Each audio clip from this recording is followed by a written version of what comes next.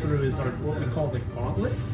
Effectively, what we're trying to do is take whatever could not sell in the store and find a way to extract value from it. It does two things that support our mission. Number one, obviously we get the money, because that money we can salvage goes directly to our mission.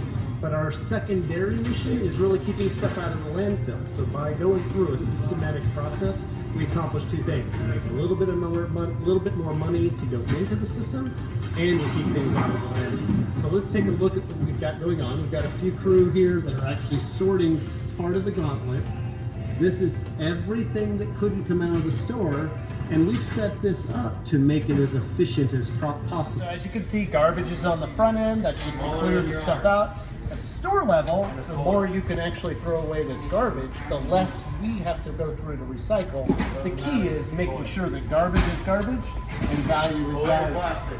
The other things you can see, large plastic, we do make money there. It's just a big thing, and getting it out of the blue tub or a blue bin first helps find the goodies underneath. Large cardboard, we make a little bit of money, but stores use those also to top off gaylords.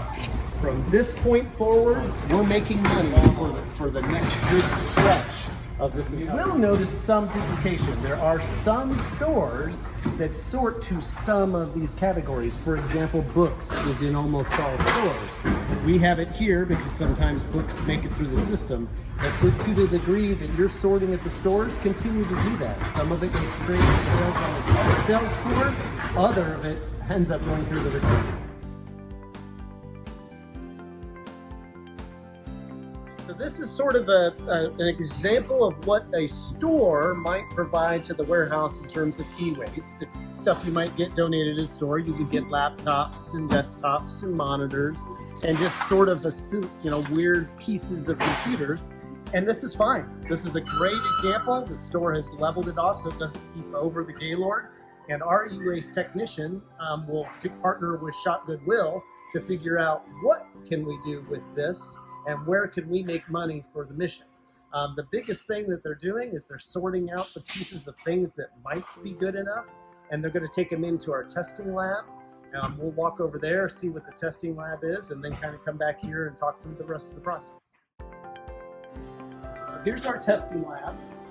And so you can see we have all sorts of computers and monitors that are in here that we are testing to see if they work. We might be taking some pieces apart because we know that there's some value in parts of those, but this is a very climate-controlled room where we test it. If it passes the testing, particularly for computers, we're going to do a DoD wipe on it. So we're going to wipe that data completely before it's allowed anywhere back into the system. And at that point, the things that have passed both the physical testing and the DoD wipe go to Shop Goodwill to sell.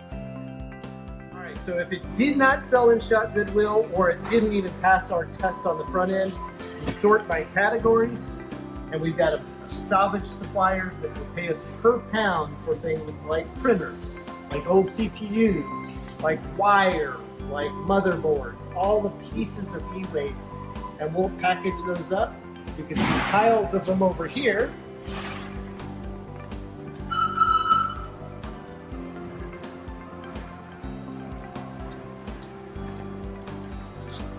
Piles of computers just waiting for the next shipment to go out, one truckload at a time of all sorts of pieces that go off to our salvage vendors, and we'll provide money back to the mission.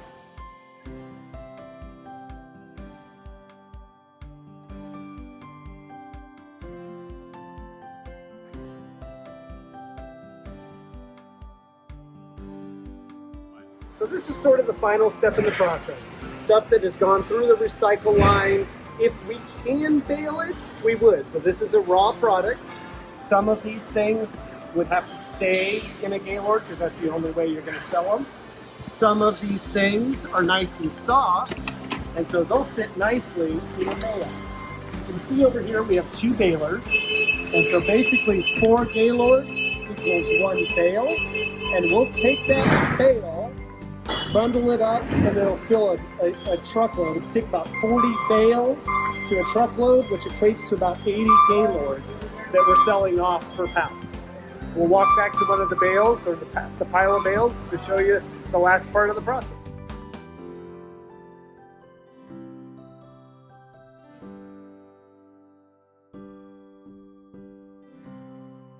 This is an example of a bailed credential. So 4 Gaylords of credential went in. You can see some items are still left in the bag, some items are still left in the box, some items were loose. And this is about right now 20 cents a pound, usually about 25 cents a pound. That's about 1,200 pounds is right there.